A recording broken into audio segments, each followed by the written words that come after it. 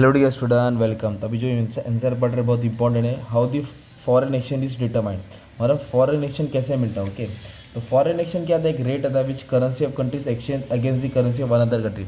Home country को हम लोग फॉरेन करेंसी में क्या करते हैं, एक्सचेंज करते हैं। जैसे इंडिया का, जैसे कि $1 85 है, तो ये एक्सचेंज को बोलते हैं फॉरेन एक्सचेंज। पर ये मिलता है कैसे वो बताने का है। तो इसमें आपको कैसे लिखना है, पहले डिमांड साइड को समझाने का है, फिर सप्लाई साइड को समझाने का है। डिमांड का डायग्राम बनाना है, सप्लाई का डायग्राम बनाना है, फिर इक्विलिब्रियम बनाना है। मतलब 3 पेज का आंसर लेंगे, एकदम सिंपल। और ये हेड पॉइंट याद करने की जरूरत नहीं है, तुम लोगों ने ये वाला पॉइंट ऑलरेडी याद कर लिया। कहाँ याद कर लिया, structure of balance of payment में। ये दिख रहा है इंपोर्ट साइड, ये इंपोर्ट साइड तुम्हारा डिमांड फॉर फॉरेक्स होता है। फॉरेक्स बोले तो फॉरेन करेंसी। हम लोग क्या कर रहे हैं, फॉरेन करेंसी डिमांड कर रहे हैं। अभी एक सिंपल एग्जाम्पल बताऊँ, अपन इंडिया में ना, तो अपन ने क्या किया, गुड्स को इंपोर्ट किया है। जैसे कि consumer goods, capital good, raw material, machine, ये सब इंपोर्ट किया है। तो इंपोर्ट करेगा तो अपने को पेमेंट करना पड़ेगा, तो अपना इंडिया का पैसा बाहर गया। वैसे हमने सर्विस को इंपोर्ट किया। सर्विस बोलेगा तो क्या क्या, banking, transport, communication, tourist service, education service, तो ये सब इंपोर्ट करेगा तो अपने को पेमेंट करना पड़ेगा। यूनिलेटरल, यूनिलेटरल मतलब होता है इनविजिबल, मतलब गिफ्ट, डोनेशन, हमने क्या किया, दूसरी कंट्री को पे किया है।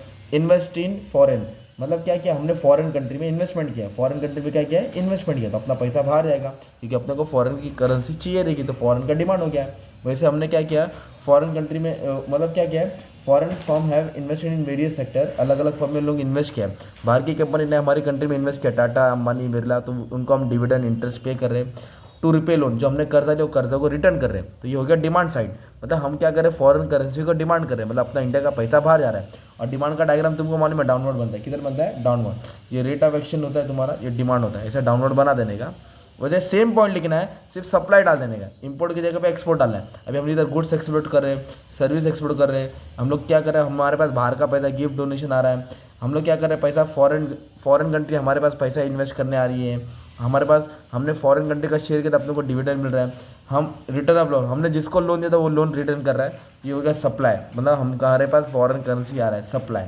पर सवाल है अपने को ये पता नहीं करा, हाउ दी इक्विलिब्रियम रेट, मतलब रेट कैसे मिलता है। ओके, तो रेट कैसे मिलता है, तो क्या करेंगे, तो मैंने बोला ना, एक तुमने डायग्राम बनाया डिमांड का, एक डायग्राम बनाया सप्लाई का, फिर दोनों को क्रॉस कर देंगे, ना तेरा ना मेरा।